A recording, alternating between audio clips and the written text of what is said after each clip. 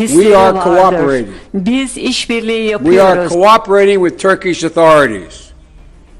Our legal experts are working right now with their Turkish counterparts on the production of and the evaluation of material and evidence that needs to be supplied to an American court to meet the requirements under our law and the extradition treaty to extradite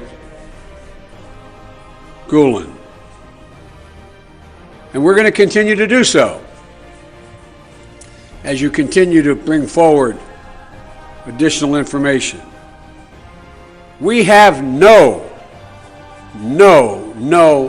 interest whatsoever in protecting anyone who has done harm to an ally. None. But we need to meet the legal standard requirement under our law. Should make clear, under American law, no President of the United States has authority to extradite anyone on his own power. That only an American court can do that. Were a president attempt to do that, it would be an impeachable offense. But we have no reason to do anything other than cooperate with you and take every substantiating fact and make it available to the extent it exists to an American court. It always takes time, and quite frankly, it's never understood by your people or our people. It's never understood why the wheels of justice move deliberately and slowly.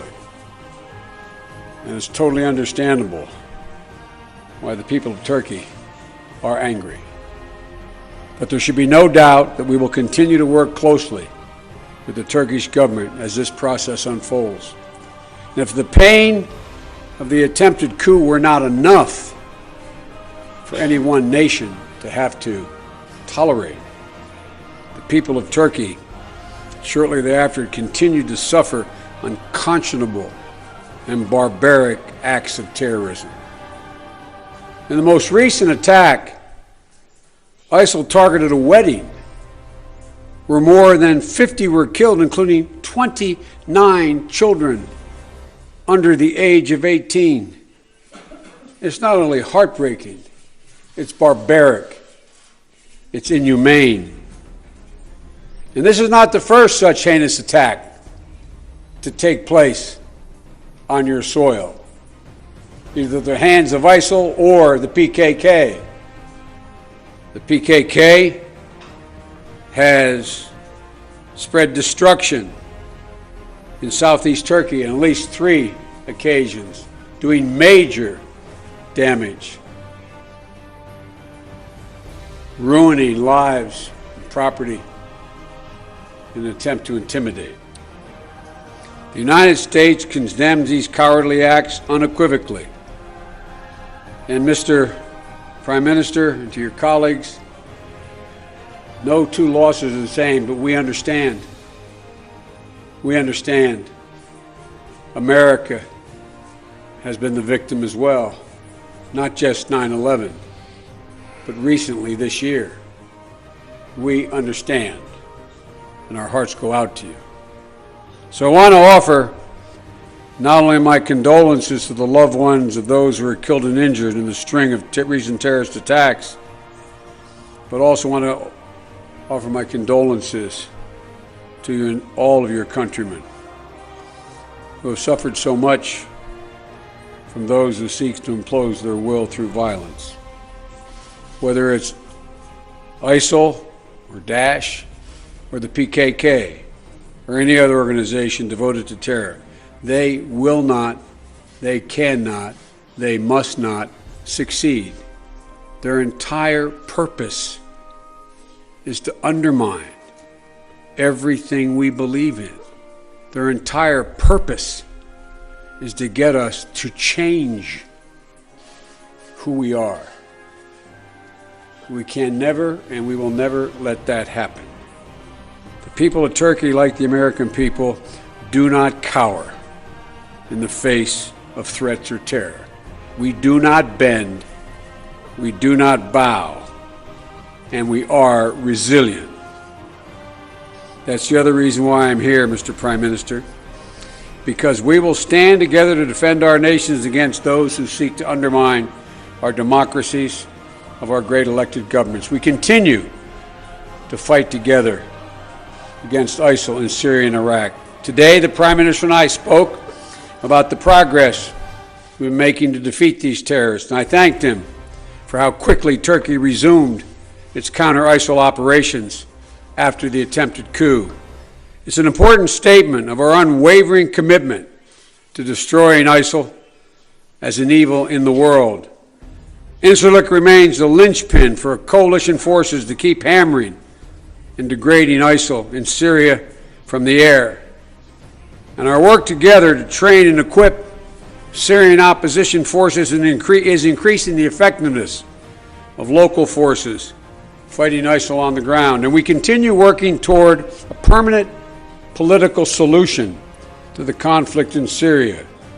Mr. Prime Minister, I want to thank you and thank your government for the incredible generosity that you continue to show to more than 3 million refugees. 3 million refugees who fled the violence and conflict in Syria and Iraq. An enormous burden for your country to shoulder. We also spoke about how the United States and Turkey can continue to support Cypriot leaders as they work to conclude an agreement this year, hopefully, that will reunify the island in a bi-zonal, bi-communal federation. And we discussed the joint efforts to support regional energy security. And finally, Mr. Prime Minister, you and I affirm that the relationship between our people goes far beyond our official bounds. It is built on a strong base of strong family ties and values. It's rooted in a long, long history that underpins both our democracies.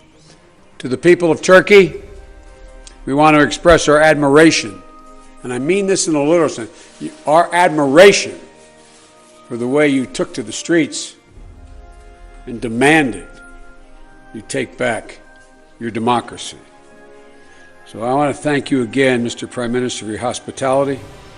I look forward to continuing to build on the progress we've made here and when I meet with President Erdogan a little bit later this afternoon. Again, thank you for your hospitality and for letting me go first. Thank you. Or do you want me? Yes. The answer is, look, the fact we've discussed this in our meetings today.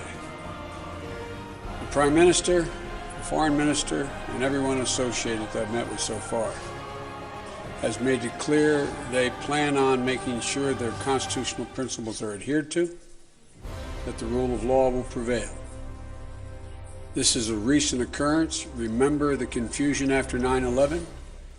Let's give this some time. Let's give them some time. I believe they mean what they say, and so let's move on. The main purpose of my meeting here today was to show solidarity, and quite frankly, I feel guilty that it took me this long to get here. I feel badly that there wasn't the opportunity to come a day or two or three or five after it occurred. But I am proud to be here, proud to show our solidarity with the Turkish people and the Turkish government. And I've enjoyed our, as they say in the foreign policy field, which I hate the expression, we had a frank and thorough conversation. Translated in the neighborhood I come from, we understand one another. We understand one another. And so that's, let's give this some time. I was told as I came in this magnificent building that if I were to go out to my left or right as I came in, but I'd say bullet holes in the facade of this building as well. I can understand, Mr. President, how some of your countrymen would feel that the world didn't respond to the existential crisis your country is facing rapidly enough, or with the appropriate amount of solidarity and compassion and empathy. And that's why, Mr. President, you've known me for a while, that's why I wanted to personally be here and was asked by the President to personally be here to represent him, to tell you and all of your colleagues and your countrymen how very, very, very sorry I am, the President is, the American people are, for the suffering and loss you have endured. You gave me an example in our private meeting of, you said, a very friend of yours who named his son after you. He and his son were killed in this coup. This is not something that is distant. It's not something that is only read about in history books. It's personal. It's personal. And I want to make sure, I want to make it unmistakably clear that the United States stands with our ally Turkey.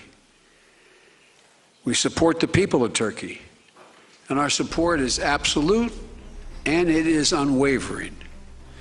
As I said in a press statement earlier today, this attempted coup was an attack on the people of Turkey, not just the government, on the people of Turkey and their most cherished values.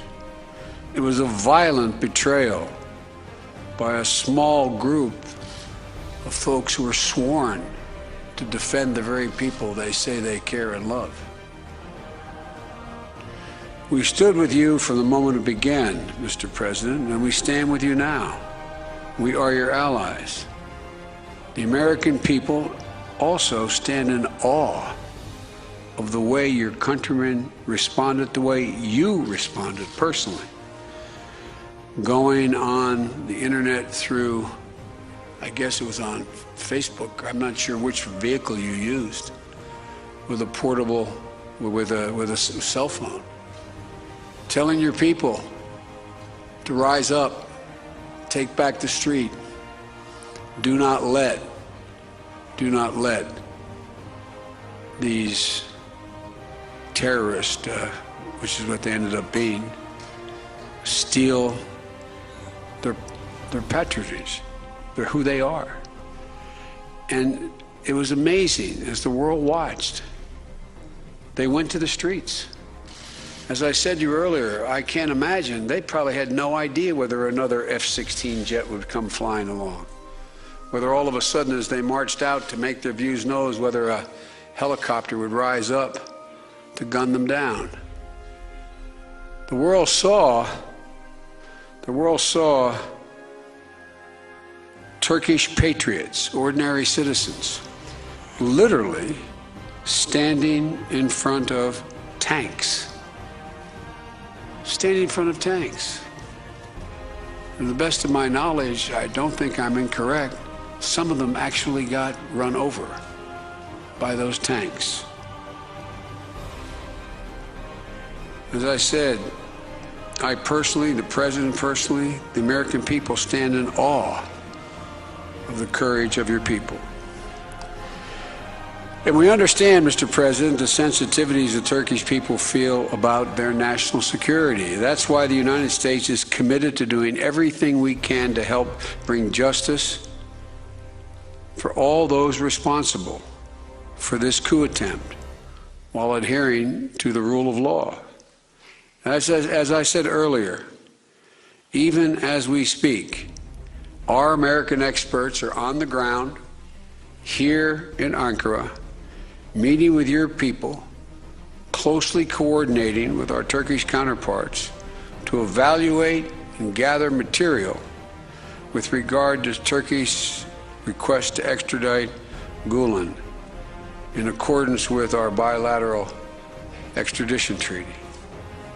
We have more lawyers working on this case than any other extradition in recent history. And I've been around a long time, Mr. President. I've been in the Congress for a long time. I was head of the Judiciary Committee. I know of no other case where as much time is being spent to make sure we find enough data to meet the court standard. I know it's hard. I don't know. I suspect it's hard for your people to understand that as powerful as my country is, as powerful as Barack Obama is as president, he has no authority under our Constitution to extradite anyone. Only a federal court can do that. Nobody else can do that. If a president were to take this into his own hands, what would happen would be he would be impeached for violating the separation of powers doctrine. And so, Mr. President, it's not that we have any reason, and your people should know, any reason to protect Gulen or anyone else who, in fact, may have done something wrong. As a matter of fact, you recall, Mr. President, when Gulen sought refuge in America, the Bush administration denied it. He went to court. It was a court that overruled the President of the United States of America, allowing him to be there. So, Mr. President, in this case, like all others, is going to have to be assessed by an independent federal court, along with evidence backing it up. That's what we're working on together now, and it takes time to work an extradition request, but there should be no doubt that we'll continue to work closely with the Turkish government as this process unfolds. The people of Turkey have no greater friend than the United States of America. And as I said earlier, I want to offer my personal condolences and those of the President to the people of Turkey for not only what they went through in the coup attempt, but shortly after that, over 50 people murdered, apparently from what we're told by ISIS, in a suicide bombing where 28 or 29 young people under the age of 18 were killed. The suffering of your people at the hands of ISIS, at the hands of the PKK in the southeastern part of your country is beyond what any people should have to sustain. The barbarism is horrifying, but neither the Turkish people, nor, might I add, Mr. President, the American people, neither of us ever buckle, ever bend, ever yield to terrorist threats or terrorist action. So, Mr. President, we always have good conversations. Today was no exception. I look forward to continuing to work together with you and your team as we find even more ways for our nations to keep expanding our partnership and jointly taking on this mindless terrorist activity that goes on around the world. Let me say for one last time, the American people stand with you. We stood with you in the beginning. Barack Obama was one of the first people to call, but I do apologize. I wish I could have been here earlier. I wish I could have been here earlier. But, Mr. President, we admire your people, and we admire the way in which you're standing up to all this difficulty and tragedy. Ve güç durum karşısındaki duruşunuza hayranlıkla bakıyoruz.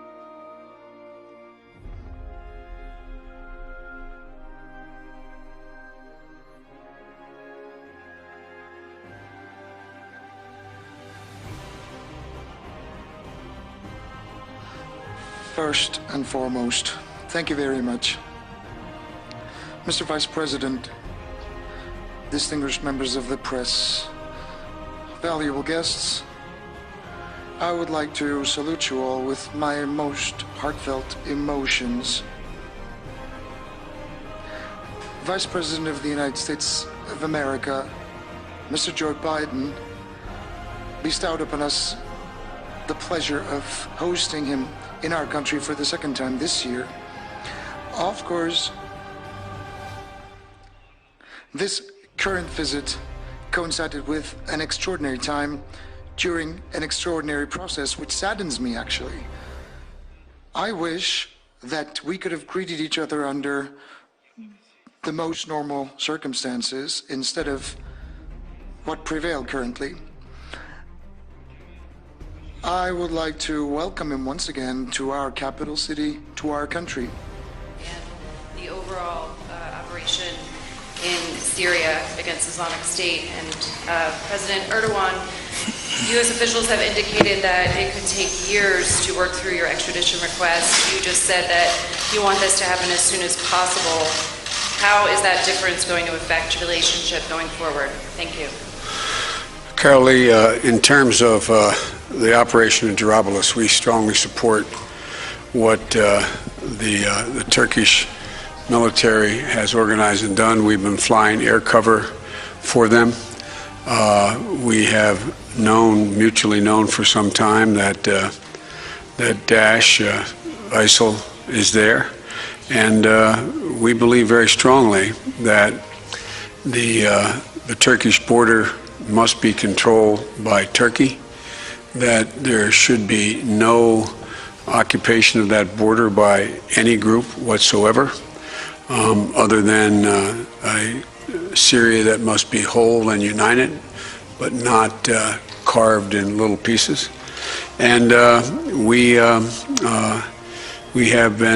hope to continue to work with Turkey closely on continued operations that will root out Daesh, but we're supportive of the operation. I hope that answers the question. It's a simple proposition in America. We are a nation of laws. We are bound by a constitution, and we are sworn to uphold that constitution. The Constitution and our laws require for someone to be extradited that the court of the United States has to conclude there's probable cause to extradite. Not only do we apply that standard as it relates to extradition, we apply that standard to everything we do in our own country. For example, you've read of 3 or 4 of the terrorist attacks that have recently taken place in my country. The FBI had followed 2 of these people. One of these people had said he'd like to see Americans killed, that he was a proponent of Daesh, that he had sworn to Daesh. Notwithstanding the fact he said that, under our law, there was no direct threat against anyone. There was no ability to detain him. He ended up going out and killing people. We mean what we say when we say we apply the law without exception. Without exception. What we're doing now is we have a team of our lawyers and experts. They were here in Ankara yesterday, sitting down with your experts on the judiciary and your prosecutors.